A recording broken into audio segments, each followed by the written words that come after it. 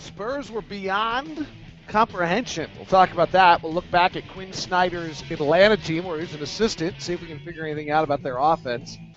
D-League team minicamp. What does it all mean? All that, plus looks like a ton of your questions coming up on today's edition of Tippa. Hi there. How are you? Thanks for tuning in. Whether it may be live this morning at 7:30 or whenever fits your convenient schedule. Thanks for taking the time. My apologies on yesterday. I didn't get it posted.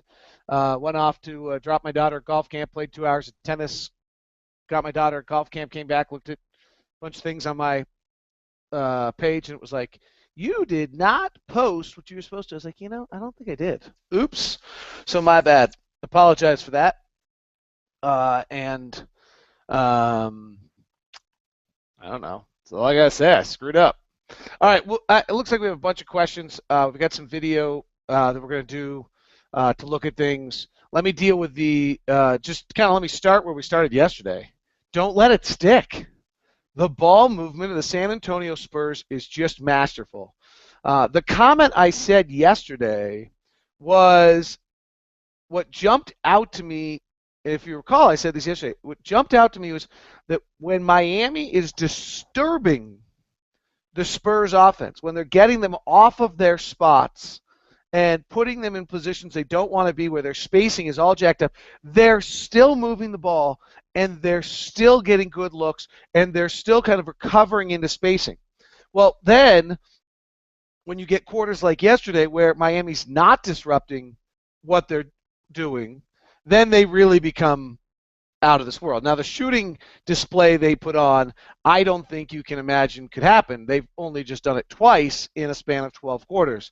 So maybe you can, but I think you get that there was something truly remarkable about what happened. But that's who these guys are, what they're rolling. What impresses me the most about the Spurs, and what really is, to me, defines the championship team that they are, is that was a devastating Game 2 loss. The prospect of losing the finals again, which is what they were staring at as they started Game 3, to me is overwhelming. I couldn't imagine if they were to lose the finals again. In fact, when the Messina story broke yesterday that they were hiring him as an assistant, which does not seem to be accurate, at least they're denying it, the first thought I had is, oh my gosh, Pop's going to quit if they lose again. Like, it's just that devastating. And yet, these guys never seem to be influenced by the possibility of that devastation. That, to me, is the most awesome thing about the Spurs, is that they played Game 7 of the NBA Finals last year beautifully. That was a close game. And yet, Game 2 is not nearly the crippling loss, but, the prospect that they could lose this thing, to me, could be debilitating, and it's not to them. It's really awesome. Let's remember one thing when we look at the Spurs: how much they've all played together. They instituted Danny Green and Kawhi Leonard in the last few years, but otherwise, the core of these guys have played an awful lot of basketball together. And so it's interesting when I was watching Atlanta, who's trying to run similar system to what San Antonio does, to try to figure out what Quin Snyder might bring to us, because I don't think watching the Spurs is a good comparison. And what do you see them screw it up all the time. And you'll see that we're going to run through about 10 plays today of 2 different games I just chose at random. I actually watched the Jazz Hawks games, and quite honestly, we were so bad defensively that night. We didn't put up enough resistance to be able to see what they were trying to run. We beat Orlando, I think, the night before, and just came in with just nothing that night. And I was actually the one that I was stunned. I think it's going to be one of Quin's biggest challenges is Derek didn't run hard at all that night. Derek they got to find a way to increase Derek's motor. From watching that, and I think I knew that. I think we've talked about it, but that's going to be a real challenge for Quin. 2 pieces of Jazz news. I could dig deep on the NBA Finals stuff. I think the rest of the country is probably doing it really well, and so I'm going to assume that you're here for predominantly Jazz stuff. If I'm underselling what you want out of the NBA Finals, please let me know. On that. All right. D-League agreement with Boise, which we all kind of knew was coming. It's an interesting agreement. The Jazz are allowing Boise's owner, who's been very problematic for was so problematic for the Portland Trailblazers that the Blazers left. I mean, that's really what it gets down to. The Blazers' relationship with the owner in Boise was so problematic that they left, which has opened the door for us to be here. The agreement is he does all. We're going to do all the basketballs. We're going to hire the head coach. So we'll, Quin Snyder will hire the head coach. Early thought I had was Johnny Bryant. I ran that up some flagpoles and was told no way. He's way too valuable to the team where it is and how it stands. Alex Lloyd was an assistant for Quin at Austin. Anthony Goldwire, former players, got into coaching, is probably worth a look around on that. So Earl Watson? No, I'm just kidding. I don't think so. But anyway, keep an eye on that. That's going to be that's worth noting and being aware of, that the Jazz control this. And so we now, we'll be in charge of drafting that team. We have this mini camp coming in today with 40 some odd pros or free agent pros, guys that are kind of on the edge of guys who've probably played a 10-day or two and then aren't on the team right now, and we're bringing them to work out and see where they are. Those are guys that we're going to try to draft, probably put on our D-League team, even if we don't have the property rights to them. So I think that will be quite interesting to see how it all plays in a team we should watch closely. As much as for stashing a player that we draft to get him time, moreover, other free agents we might be interested in, they'll run Quin's system. They'll play the way we want them to play. We'll experiment with them maybe the way Houston has with Rio Grande.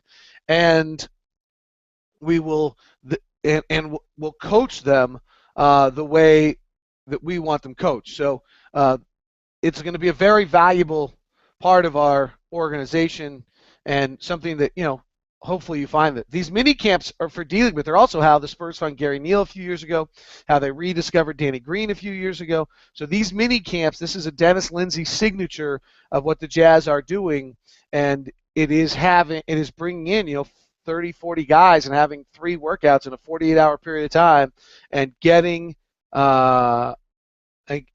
getting them, getting them a clear, good look at who might be there. All right, let's run to Atlanta's offense. Chat room's blowing up on something, but I don't know what it is. No.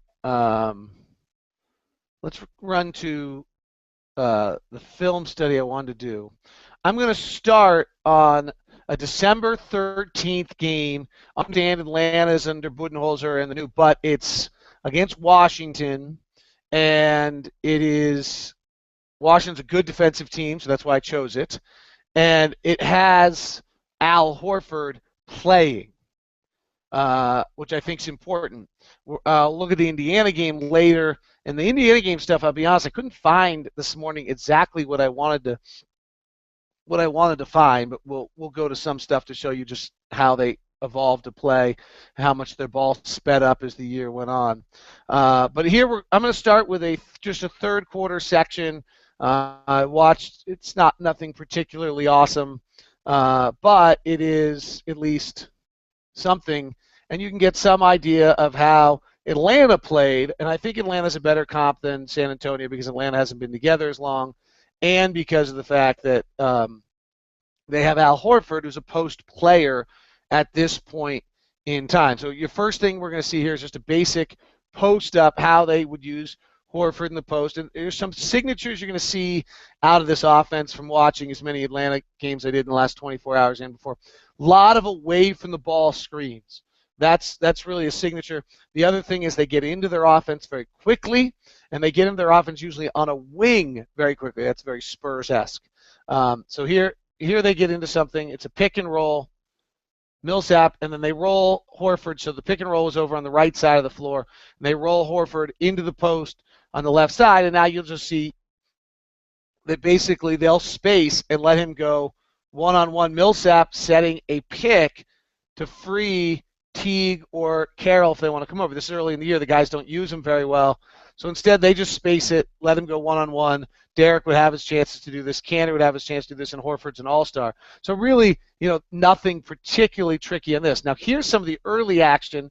They got Horford involved. This is really maybe a sign of how you do. So here, you got to run the floor. Look where Horford is.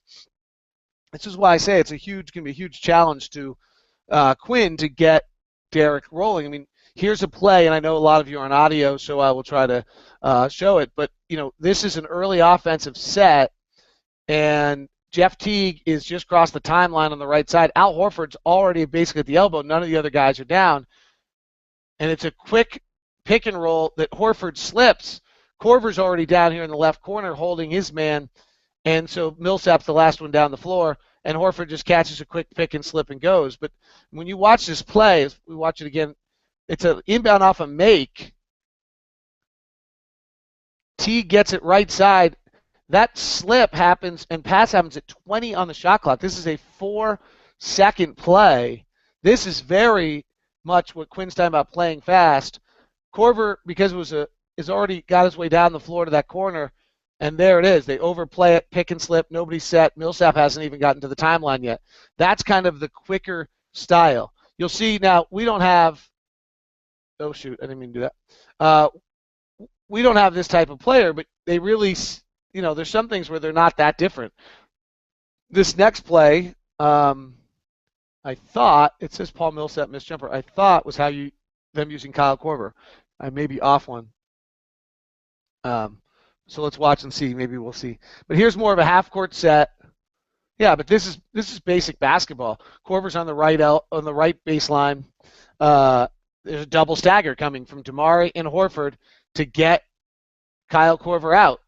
If you have that kind of player, Korver catches. Now they run it into a quick pick and rolls, but see how quick these things are happening. He bounces to Horford. They're spaced correctly. Millsap is now here. Big man who can pass, and Millsap gets the jumper. So yeah, the basic concept there is, though, it's a very simple standard play on how you get Korver or somebody you want to get the ball, but they move it into a second action very quickly. Here again, right side of the floor is where they open. Al Horford hands off to Teague, and Teague comes by, just gets Damari a basic jumper. But if you back it up to watch it a little bit. Beautiful Randy Whitman. So here's the early offense, and it's spread. Here they are, 19 on the clock. First pass being made. This is what we didn't do at all last year. When we didn't have a fast break, our first passes weren't until 13 or 14. And we talked about that a lot on the broadcast. Okay, so here they're going basic post-up, but it's spread. 4 guys are on the outside. Do we have the personnel to do this? That's going to be a trick. Goes in, basic cut off the line, handoff. And there you see up top, Millsap is setting an off-ball screen. They really set a lot of stuff for Korver. I don't know who that is on our team, but that could be Alec Burks, and then he catches and dribble penetrates. That could be Gordon Hayward. He catches and makes the next quick move. The signature I saw on this was these perimeter off-ball screens. Now, it doesn't happen to take place here, but because of that action up top, with Millsap setting the pick for Korver, when Teague penetrates and Damari's man comes down, Damari is now open, and the players up top are with Millsap and Korver are occupied because of that off-ball action. Damari misses this jump shot, but it's still good action. That's what I was going to watch in this game, but let's just take a second, see if we get lucky, and see if we find anything. We'll just watch 1 or 2 more and see if we just find something interesting before we go to the next play. I know I have a ton of your questions coming today, so I don't want to take too much long, and I want to go to watch them without Horford as well, and you'll see how much they spread the floor. But here they are, another half-court set, and this looks very similar to the last play. It may be the exact same play. It is. Why it tells me because Millsap gets the offense. Oh, here they bring it out. I remember this. I did want to show this to you. So look, they immediately get back in on an offensive rebound off of a set. How are they set? They are spaced out around the outside, 21 on the clock. It's going to be a basic high pick and roll with Millsap, but the floor is spaced. There's no confusion. There's 2 guys to this side, 1 to that side. It's going to allow Teague to go to the 1 guy side. Millsap slips it, and they get a nice easy layup. It's a basic pick and roll set that they reset into off of the offensive rebound instead of anything scattered of that sort. Here's another half-court set. Early post up. This is how they use Horford. We can use Favors or Cannon this way, but they've got to move the ball out of it. Four out, one in. Teague cuts off. Millsap, top screen for Korver. Very much a signature of this offense. Korver comes around, gets the handoff. We don't have a guy who can make that shot. That's Kyle Korver. There's like one of them in the entire league. It's pretty special stuff. They really use Korver, though, but they use that off screen up top. That's going to free Burks. It doesn't have to free him for jumpers the way it does the other guys. It can free things. Here's again them working. This is back to a basic offense of just freeing Kyle Korver. There's nothing tricky about this. We've run this a million times. This is the Matt Harpering curl. There's nothing tricky here at all. It's the same basic offense. It's not. I don't want to make them sound like they're not redefining the model of what they're doing. There's some things that are still, very similar to what's taking place. Early, look at this, 20 on the shot clock. Teague is probing on the right side of the floor. Trey Burke is going to have to accelerate his game dramatically to do this, but more importantly, 20 on the shot clock and everybody is in their spots. That is a huge difference. Working a two-man pick and roll on that side. Teague probes. Everyone's spaced perfectly. Millsap's to the top. Catches the pass. Korver's angle left. Carroll's on the right side. Horford spaced out to this wing, and now Teague's got to go find himself a way to clear, and they just get Horford an open right side jumper. Again, very basic. They're quick with what they do, and you can see some of the signatures of how they run things. Let me see if I can, give me a second. We're going to run to Game 3 of the Indiana series, which is many months later and very different because Al Horford, two things. Al Horford's now not a part of this team, and you're facing Roy Hibbert. And let's see, I think I wanted to do the first quarter, and I've got to go to play 10, 11, 12, 17, and 20. To bring up for you here. So give me 1 second, and I will try to get to those. And, there weren't a huge amount of, for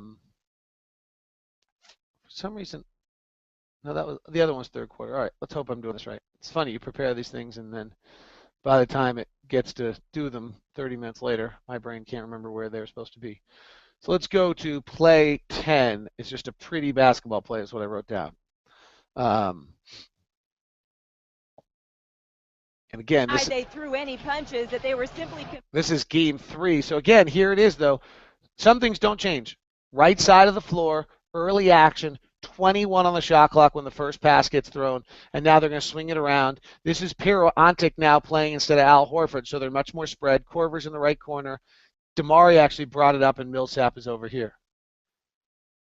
Again, off ball. Look at this off ball screen for Antic, clearing up Teague at the top. Might be even Lou Williams. Korver comes off a double stagger left side, swings to the wing to Teague. Teague bounces to Millsap, who's got himself an early pick and roll. And that's actually some neat little action.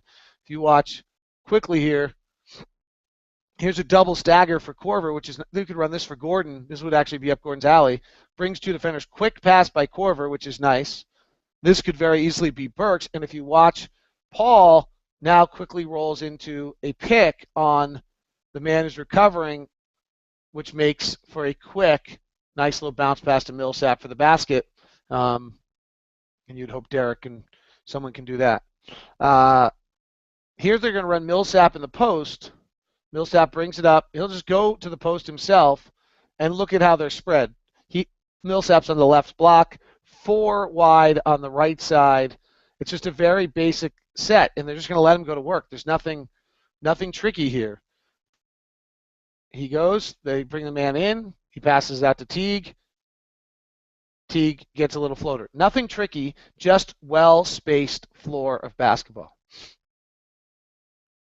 Okay, here after a make in the first quarter of a game by Lance Stevenson, and look where Jeff Teague is. By 19 on the shot clock, he is into the paint or around the paint, probing, trying to get that offense started.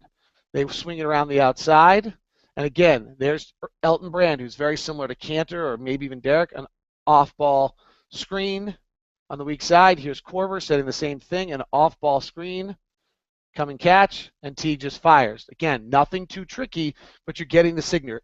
It's early action, it's quick movement, it's weak side ball screens. Here's some nice early offense off a make, okay? 24-second, Teague's up, 20 seconds on the shot clock, far right side. Here comes Elton Brand to set a drag. Mike Scott is trailing. Corver's in the left corner. I think that's Lou Williams at this point. And here it comes. Early drag, double drag screen. Actually, the second man through. You could do this. This is Scott spreads with two bigs, but here it is. It's spaced correctly. This is a little clogged up with Elton Brand, but they'll turn it into something. Lou Williams and Corver are spaced. Early pick and roll. 17 on the shot clock. You're into your offense. And he wraps it around to Brand. The spacing's not great there because they have two guys clearing the same area, and he makes play. But the key on that, again, is the early action. And the final one I would show you. So hopefully you get some idea. I don't think this is earth-shattering. But again, here it is. Pressured in the backcourt, and yet Teague still into the front court, 20 on the shot clock, and the offense is going to start. He probes, nothing there, retreats it out. They're going to go to a Mills. Now they're going to work the clock. They're not going to play 2 for 1, and they're going to work into a pick and roll into a post up. Okay, so here's the. I'm getting buffering, as you can see. Here's the early post up. Doesn't materialize, and the Scott just turns it into a basic 2-man post up. It's a very simple, basic play, but to some extent, because you get into it early and you get it started early, it becomes harder to defend. Nothing rocket science there, but gets early. All right, let me see if I can get some of your questions here. I've got about 6 minutes before I got to wake up my daughter for her camp. David, what about drafting Marcus Smart, re-signing Gordon and Marvin, pursuing Lance Stevenson through free agency? We'd have a tough team that could and would move the ball and defend against small lineups. I guess I don't know if we'll have a chance to draft Marcus Smart. I think he's going to go 4. I'm watching him right now. You know, this draft is become, in my mind, I love you, but draft. I love Marcus Smart, but he makes a lot of bonehead plays. He takes a lot of bad shots. He gets lost every now and then defensively when he's trying to gamble or do other things. Maybe you can't be perfect, but that's the concept there. And I don't see Lance Stevenson and Gordon Hayward are pretty similar players, so I don't see that entirely, really. And I don't know if I see Lance Stevenson melding well either in Utah or with this team. I do agree he's tough because I think he thinks he's the number 1 option, and I don't think that's who he is. So I'm not sure I love that idea. Do you think Trey Burke is a good enough pick and roll guard, or would he be used more for spacing while Alec and Gordon handle the ball? I think we're going to find out on Trey Burke, and the key is going to be, Jeff Teague's not a very good, who we just watched there, is not a very good finisher at the rim, and he's creating a lot of other things. That's what Trey's going to have to do, and he's probably capable of doing that. I think you're going to see multiple pick and rolls out of multiple players. The way our roster is set up, and you've heard Quin say it, we're going to run a lot of pick and roll. I think you'll see Alec come off pick and roll. I think you'll see Gordon come off pick and roll. I think you'll see Trey come off pick and roll. I think you're going to see multiple pick and roll in every possession that frees these guys, and they're all going to have to be good enough to bang down shots. If the Jazz were somehow able to use the other assets to trade up and get a second lottery pick this year, let's say 8, which 2 players from this year's lottery would be the most intriguing for the Jazz to take? Well, one, that's just not going to happen. You're just not going to be able to move up in this draft, either from 5 up to the top 3 or from 23 certainly up to the top 8. I don't see how that's possible with the players that are available. But if I'm not getting the top 3, I'll take Aaron Gordon and Marcus Smart and go home and be happy. I can't shoot at all at that point, but I sure can't play. I need to watch Noah Vonleh, which I have not done yet, enough to answer that question. But it's an interesting question, except for the fact that it's not based in any reality. Another one from Dace. Chad Ford said that the Jazz aren't very high on Marcus Smart. Could this be a smokescreen? Would they really pass on him? He's there at 5. I guess it depends who else is there at 5. I had not heard Chad say that. In fact, I'd heard Chad kind of say the opposite, that Trey Burke, Chad had come out and said that we were perfectly willing to move on from Trey Burke already, which I thought was a little early to make that comment. So but I also think you can play them together. So I'm not sure. I think that's the biggest problem. I'm not. I'm not. I don't know if it's a smokescreen, but I have not heard that we don't like Marcus Smart, and I would say I know we're still looking into Marcus Smart and trying to see, um, you know, what he's capable of. Let's go to Paul. Craig Bolerjack said the Jazz may be parting ways with Cantor. Do you see Dennis Lindsey trading Cantor and some picks to move up in the draft to get Parker? You're just not going to do it. You're not getting into the top three of this draft. Cantor doesn't get it done. I don't know why we're parting ways with Cantor. I know Ennis made his comments afterwards. I think they were much to do about nothing. Ennis being Ennis. This is a guy who's going to score 20 and 10. I don't think we're getting rid of anyone unless there's a piece that's so awesome that we can get back. Particularly because we have a new head coach who we'd probably like to see how he can use all of those pieces, right? That's, maybe he suddenly sees a way to use Cantor in a way that Dennis has seen before that Ty didn't, that maximizes Cantor at a higher level. I think the trading period on some of these guys stops here for a while. Actually, now both Alec Burks and Ennis are up for free agent or up for contract extensions. You got to figure out what you're going to do with them, and if you don't sign them, they do become hard to trade. After studying footage of Marcus Smart, can you envision him sharing a backcourt with Trey? Would they complement each other? Would they make up an ideal 2-point guard lineup? I don't. I think they can play together. Whether they make an ideal lineup or not really comes down to whether either of them can shoot well enough, whether Trey can create plays well enough, and Trey needs to be able to defend well enough. So I don't think that whether they can last well enough together has anything to do with it. I think it has to do with much more based on just each of their individual play. Billy Murphy, why do you think the Jazz fans are so ready to trade Cantor? I don't know. For 2 years, all I've listened to is how our coach didn't play him enough, so now we want to trade him. Maybe the coach was right that he wasn't that good. I don't have any idea. I'm a little lost on that. Ross, if you could mute your mic, that would be awesome in the bottom. Davenport's recent mock had us taking Exum. How do you see him fitting into our roster next year? Well, he's really raw and really young, so I think he would move our win meter none in the first year. But he's a 6'6", 1-2. He's actually a perfect draft pick for us. We have 5 starters already in line. You let them institute Quin's offense. You figure out whether he's a 1 or a 2 in the process, and find out if the upside on him could be brilliant. So that's the concept largely on Exum, is that he's the pendulum swing. He's the guy who could be the best player in this draft when time is over, or he could be a total bust. I mean, Ryan Russillo tweeted out that he thought he could be Schizovilli, according to one GM, which was a major bust out of Europe a few years back. So other people think he could be great. The Jazz have, I don't know if he's going to come in for a workout, but the Jazz have done their intel on him. They saw him in Chicago. They know his background. They've watched him as much as they can, which is very limited. He's played Australian high school ball and U19s for Australia, and that's it. He is coming from a very basic point in the process of basketball with a huge amount of skill. But how does he see it fit in our roster next year? He fits in great because he's going to need some time, and our roster has 5 young guys that each play a different position to work from. So that would not be a problem. Based on your knowledge and affiliation with the team, how many minutes, hours, days a week do you know beforehand that Coach Snyder was the guy? And for the record, if you did know earlier, did you do a good job disguising it? I didn't. I knew a little, but not a lot. I mean, I thought the only thing I would say, guys, is that's the first coach we looked at on tip-off, right? I mean, I didn't know anything, and we didn't know anything, but he was the first coach we looked at. Now, I don't know things that much earlier. So thanks for thinking I do. Can you identify assistant coaches in the league that can be a part of Snyder's coaching staff as a shot doctor like Hornacek and Chip England with the Spurs? Okay, no, I cannot. I love Jeff. It's interesting to me. Never mind. I can't answer that. I'm chuckling about something, but it will get misinterpreted, so I'm not gonna. I'm not gonna say it. It's just an interesting question. I'll say that.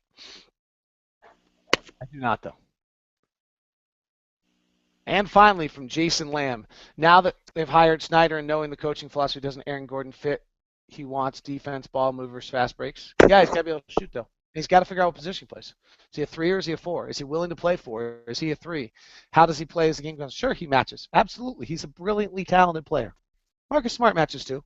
Noah Vonleh may match better. For all you know, he may give you a post offense. Right? I mean, Julius Randle might match better. You can run in the post and you can pass out of it. There's a lot of guys here, and they're all good. Have a good one. That wraps up Tip Off today.